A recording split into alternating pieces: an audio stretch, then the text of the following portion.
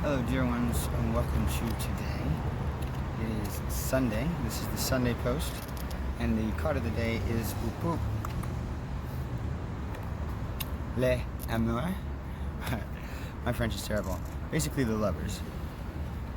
This is the number 6 card of the Marseille deck, which is surprising seeing as how this is a French deck, that normally this card means like relationships and love and partnership and decisions and such. And the Marseille is a little on the jaded side. This deck means poor health, pessimistic nature, just being stressed about things.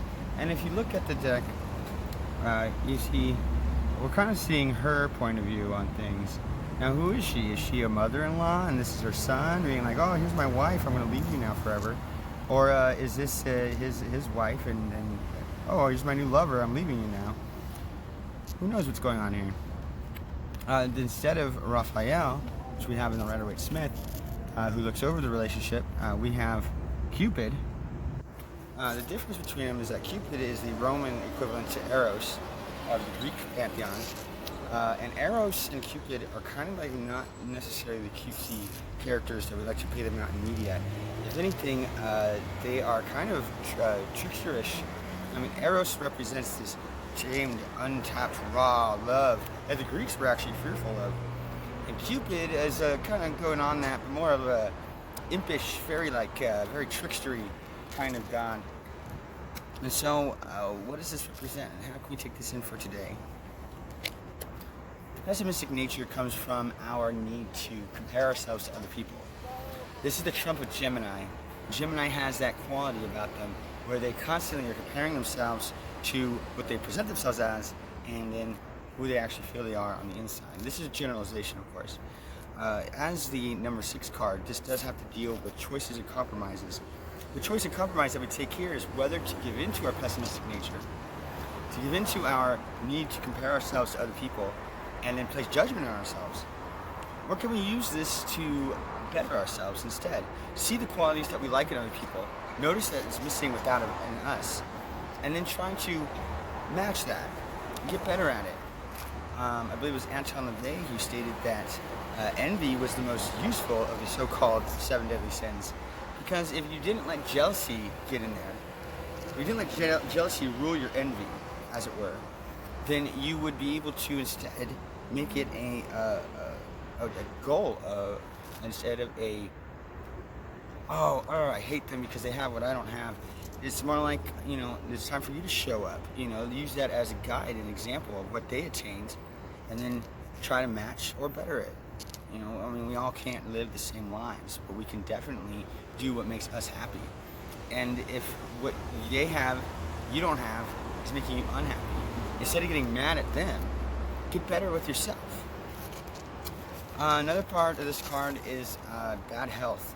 The bad health again comes from the pessimistic nature. This is a very mental card, considering that it's the trump of Gemini. Gemini is the cardinal of the air signs. Cardinal meaning too much of the elemental quality. Too much thinking, too much mental space is definitely detrimental to our health. And Geminis, you need to watch yourselves on this. The poor health is the physical part of this card. And it's, again, that comparing yourself, that she doesn't look very happy, she's so worried, what's going on here? And then you got, Cupid just being like, I'm shooting arrows at you. What does this tell us? This tells us that our emotions, our capacity of love is not always great. It's not always good, and we don't always have the best reactions to it. But see, the thing about Gemini, and this being a Gemini card, is that reason usually wins out. And so we have to take reason in with our feelings. Remember yesterday I stated that thoughts and feelings are ultimately meaningless without action. That means we can experience and we can find validity in thoughts and feelings, but we don't have to manifest them. We don't have to bring them into action. Just because we are feeling and thinking them doesn't mean that they have to become part of our manifested realm. Okay, so that is my advice with this card. Another thing to think about, this is a trump card. Trump, Major Arcana. This means that this is going to be a significant event that happens today. So whatever it is, there's going to be a moment today where we're going to try to compare ourselves to somebody else. We're going to try to compare ourselves to another person. And it's going to be a cause of jealousy. It's going to be the cause of poor insight. And it's going to be the cause of this pessimistic judgment we place on ourselves. When that happens, stop. You know, it's just stated in Zen that, you know, to have a home practice, to do a meditative practice at home, a mindfulness practice, then you need to give yourself a space to let the busyness end. And so what you would do is you would set up points in your home to remind you that now is a good time to stop. And stopping is more than just a reaction. Stopping is a way of life. It's being like, okay, hang on a second, I need to breathe. And taking account to that, and being mindful of that, is what's really going to help us today with the energy of the Lover's card.